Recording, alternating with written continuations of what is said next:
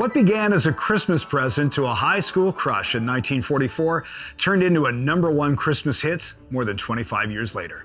On this episode, we go behind the Christmas hit, Merry Christmas Darling by the Carpenters. Behind the Christmas Hits with Drew Savage. Merry Christmas Darling was recorded in 1970 by the Carpenters. It went to #1 on Billboard's Christmas chart in 1970, 1971, and 1973. It started off as a high school crush. The original lyrics were written in 1944 by an 18-year-old named Frank Pooler. Frank was a high schooler in Onalaska, Wisconsin. In the summer of '44, Frank spent all his free time with a girl he was absolutely smitten with, the younger sister of the Onalaska High School band and choir director. Even after the summer was over, Frank kept thinking about this girl. Frank hadn't written many songs, but he wanted to write one for her.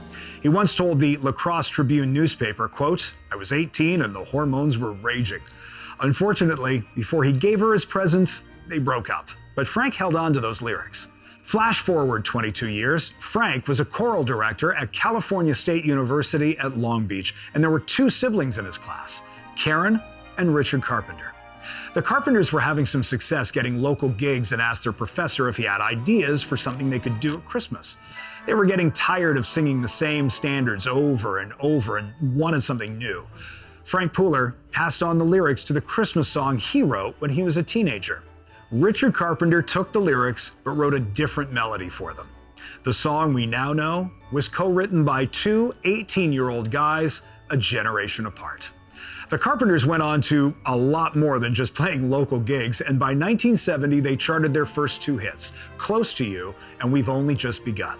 Still tight with his music teacher, Richard Carpenter called Frank Pooler and invited him to a recording studio at A&M Records. When Frank arrived, Richard pushed play, and Frank couldn't believe it. He didn't recognize it right away, but about 10 seconds later, he was totally floored. Frank Pooler died in 2013, but before he did, he had a chance to track down that girl he wrote the song for. Again, telling the LaCrosse Tribune, they got together and the subject of the song came up. She knew that he had written the song, but Frank asked her if she knew he had written the song about her. She said no, but now I have a treasure.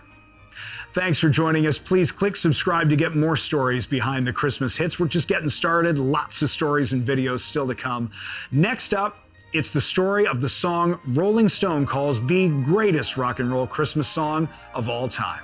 Christmas, Baby Please Come Home. We'll see you then.